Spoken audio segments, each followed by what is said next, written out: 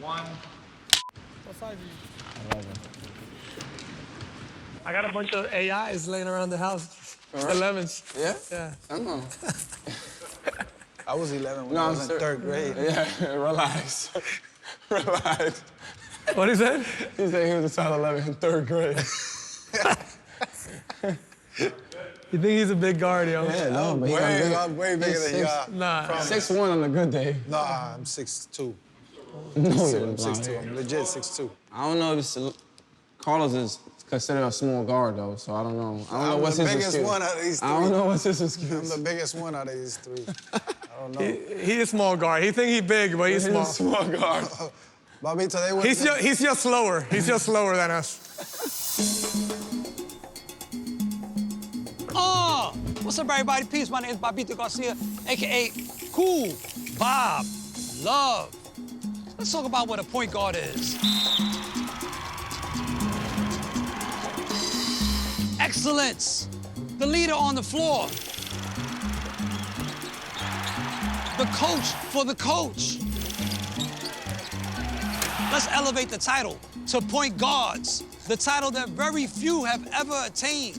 I'm talking about Dwayne Pearl Washington, a.k.a. Pac-Man, and I'm talking about, what? Sham guard! Ah!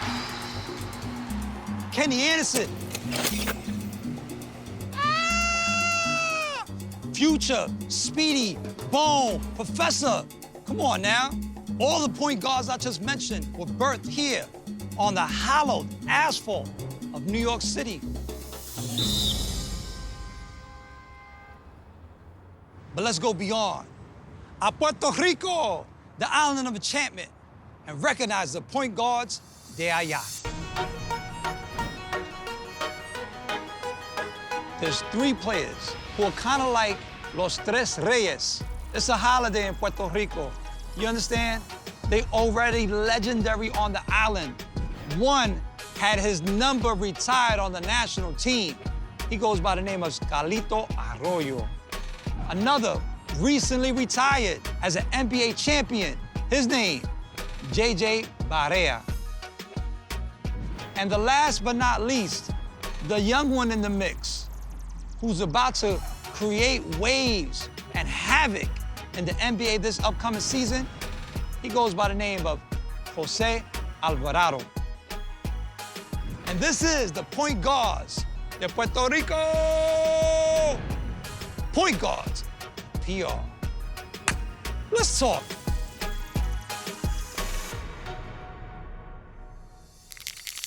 I fell in love with the game of basketball when I was 5 years old. My dad used to take us to the park and teach us the game from an early age, and just fell in love with the game. When I was a young kid, I knew, that was my favorite sport because it was quick, it was fast, it was a team sport, so I fell in love with the game. I think it was just in middle school. I think I found love right when I seen it actually getting competitive and everybody caring for it. Jose, the ACC is basically one of the greatest conferences in college basketball history. Now, we've had some stamps in that league. Talk about A.D. Vasallo of Virginia Tech, who was a leading scorer. Orlando Melendez, a.k.a. El Gato, who went to the Final Four with UNC and became the first Puerto Rican in the Harlem Globetrotters history. You go there, you win the conference title and get Defensive Player of the Year. Please, cuéntame. Tell me what your experiences were like playing in the South with Georgia Tech. Oh, man, it polished my game, definitely. The competition was there, was tough. It was like the mini NBA. There he is. I wanted to win the championship, but our goal was to make it to the tournament. Obviously, winning the championship was will be a cherry on top. Coach, you a champion, man! So you an ACC championship, man! And one of my personal goals was win Defensive Player of the Year. I wanted to win a junior year.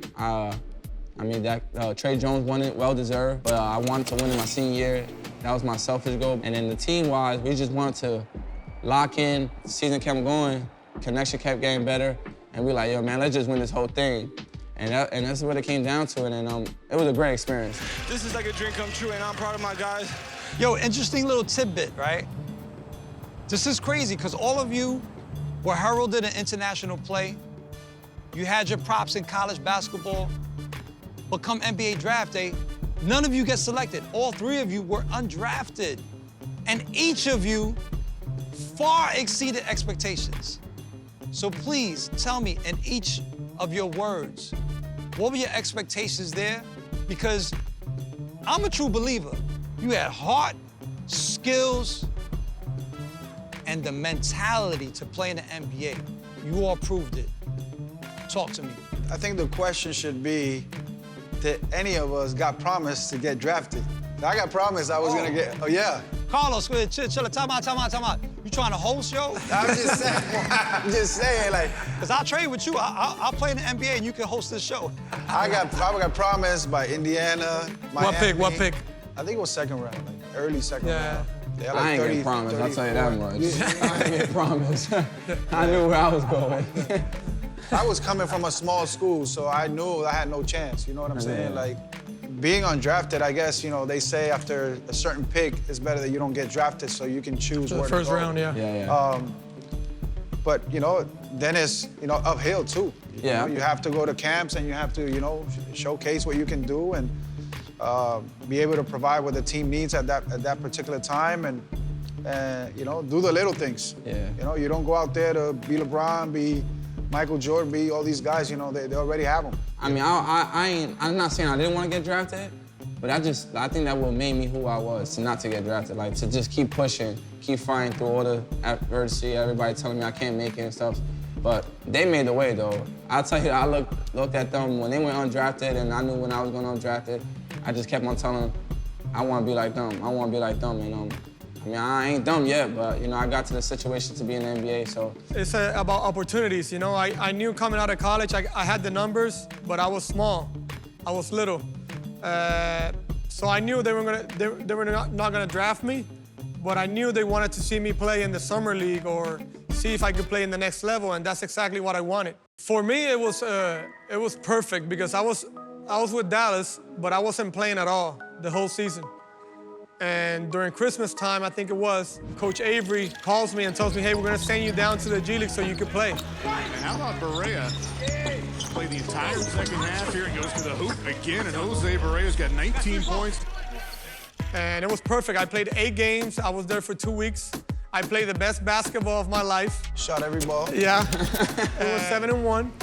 And then they brought me back and they told me, we're never gonna send you back down. I didn't take it as, oh, they just sending me down, you know, didn't like pout about it. I just said, I want to get ready. Okay, I'm going to take advantage of my playing time down there. Look at Alvarado, just pesky. And Alvarado continues his hot shooting. I think it's more about me mentally just taking care of business and being professional. Not going out there slouting because, you know, you in the G League or D League. I think me just going out there and just playing like it's a playoff game every time. Just took it professional, and it got me ready, though, definitely.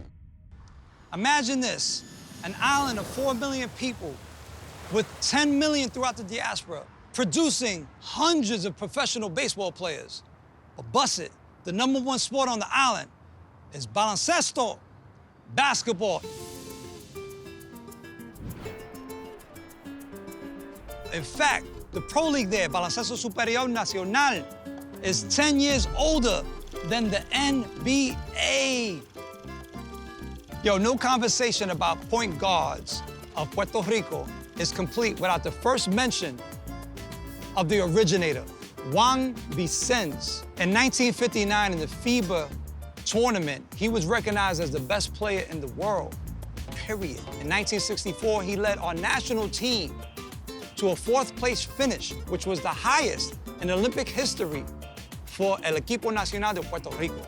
But we move on to Georgie Pretty Boy Torres, who winds up the all-time leading scorer in Puerto Rico's history. Let's jump forward, though.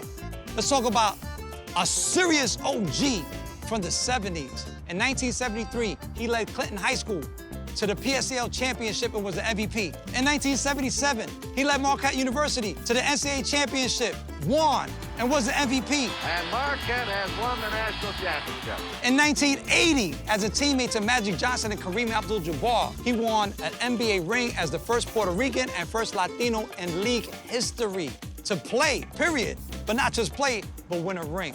We talking about Butch Lee.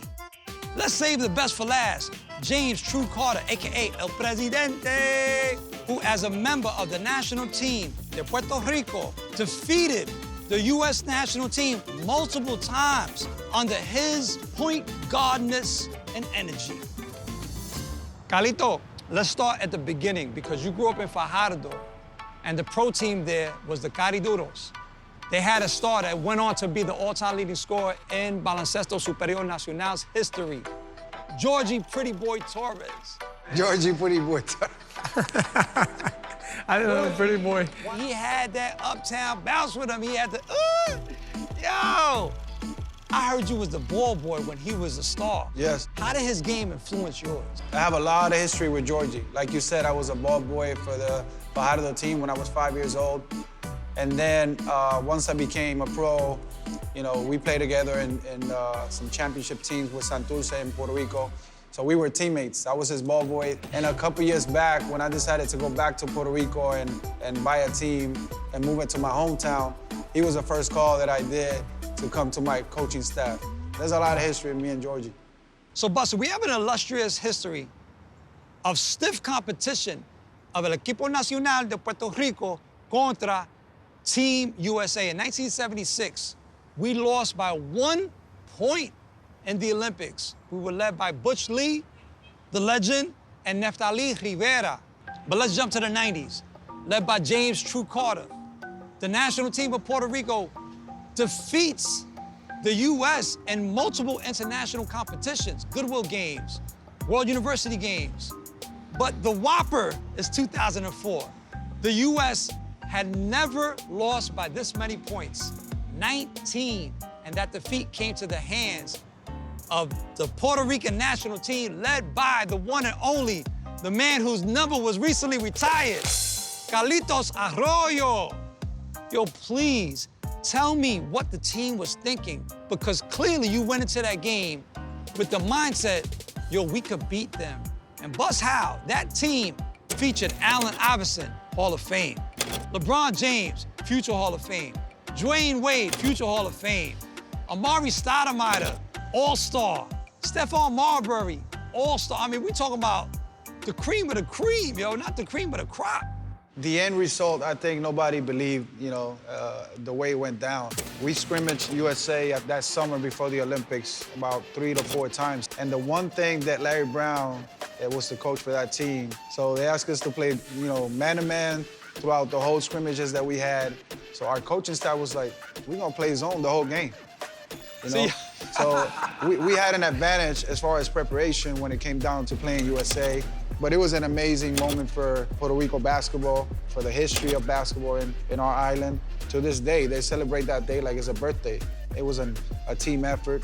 Everybody obviously did their part for us to be able to accomplish what we did, and we're in the history books, man. I'm truly honored and blessed to be a part of that moment. We played with a lot of respect, a lot of dignity, because you know, the fan base that we have in Puerto Rico is not only in the island, it's all around the world. Puerto Ricans, they come out of everywhere, you know, and we got cousins and grandparents and, you know, brothers everywhere. So it's truly an honor to just represent the island the way we do.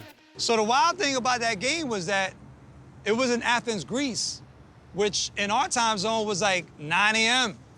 So a lot of people in Puerto Rico were like buzzing about it by halftime, like, yo, we winning? And people were leaving their job. People were going out their homes onto the streets, screaming like, yo, we up at halftime. JJ, what are your memories of that game? Because I don't think you were part of the national team yet. Yeah, no, I was in Puerto Rico. It was 7 a.m. I think I woke up at 7 a.m. It was early. I remember exactly where I was. I was in my parents' house. We went up by like 20. I got really nervous. I was like, we gotta hold this. I remember watching it, celebrating, screaming with my parents and my brothers. And for Puerto Rico, for the kids, for the fans, I know how much we needed it because I knew that game, how important that game was for, selfishly for me, personally, it was gonna open a lot of doors. And I was in my second year of college, I think it was, yeah. So I was trying to make it to the NBA in the next couple of years. So that game really put Puerto Rican basketball on the map and Puerto Rican guards on the map. B, you had a fast break, you came down, and Amari's my man, cool dude. But yo, you hit him with the whip wop, yo. You said, Toma, truco! And Amari did like the ballet spin, like, like if he stepped in Crisco oil, like James Brown, and he came up with a spin, and meanwhile we scored. Let's go. Gracias, Carlito. JJ, I'm gonna throw it to you. Your beginnings in international competition representing for the national team of Puerto Rico start with a splash. You hit a buzzer beater from the three-point line to win the game. That's crazy. That had to boost your confidence in preparation for the NBA. No, I always talk about that shot. That was my first tournament. It was in Colombia, and they took a younger team to that tournament, and that was my first time. And it was tie game, and they gave me the ball on top, and I hit a three to win the game at the buzzer, to win the championship. And I always remember that shot gave me the confidence, you know, to make it to the NBA right after that.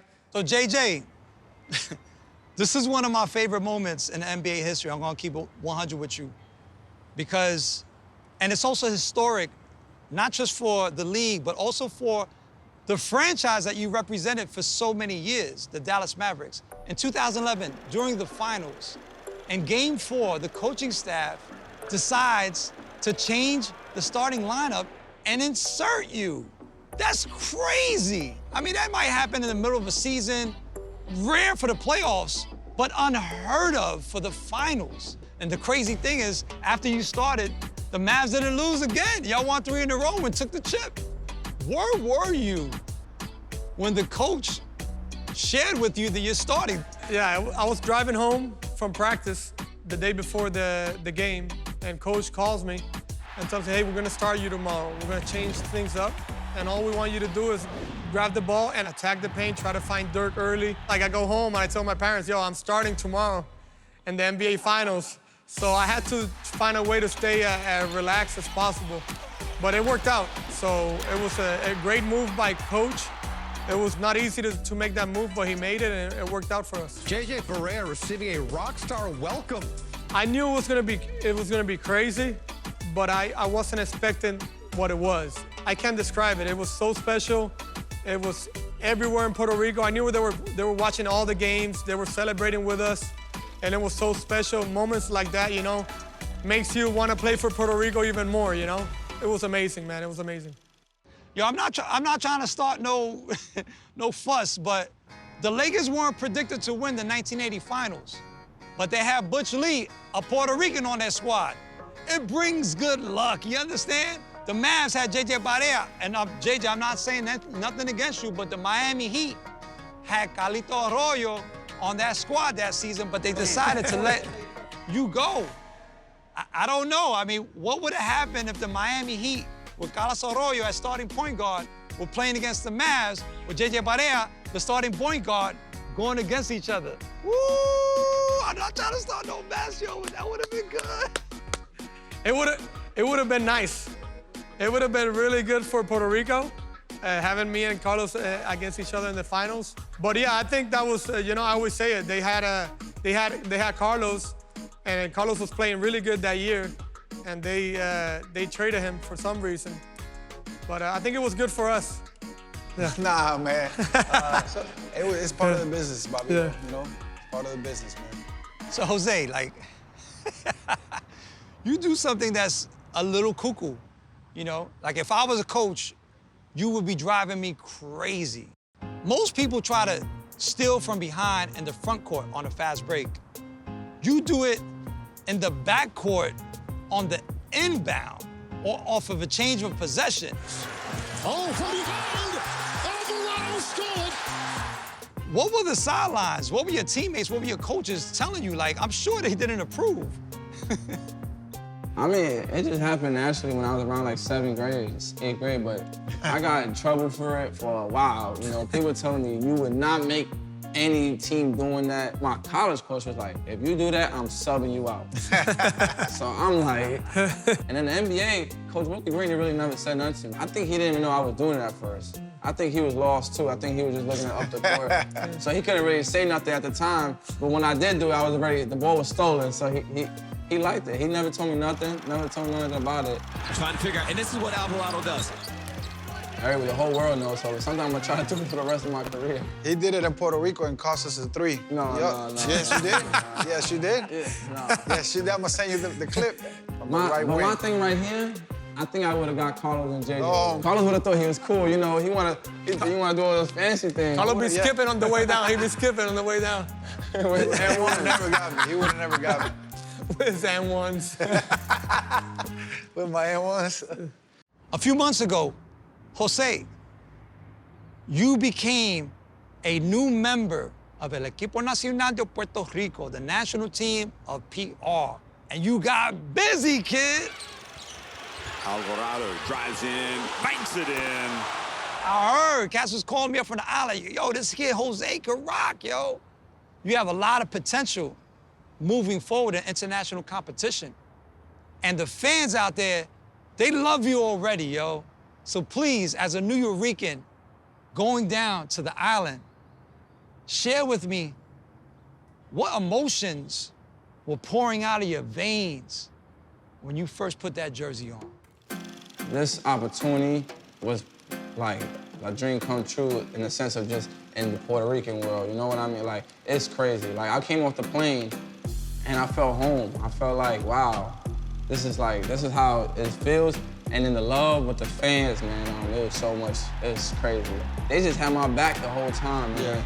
It was really a great experience. Like, that's something you really can't really put in words. You know, to do it with them two in the building, it was just like, all right, like, this is just crazy. I hope that for the near future, we can continue to develop these guards as well as big men, because we lack of that. It's gonna take some time, practicing more, playing less. I think it's something that we need in Puerto Rico.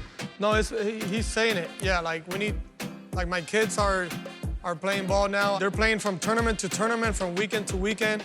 When I was growing up, I was playing different sports, and I got teach the right way to play basketball with fundamentals. You know, how you dribble with your left, don't look at the ball, how to pass the ball, little things that help me now when I was in the NBA. So we gotta bring that back, and then also we gotta, like Jose said, we gotta bring the passion back for the national team. How important it was for us to play with the national team. We wanna bring that energy back, and I think Carlos and Jose are doing a great job of bringing that back.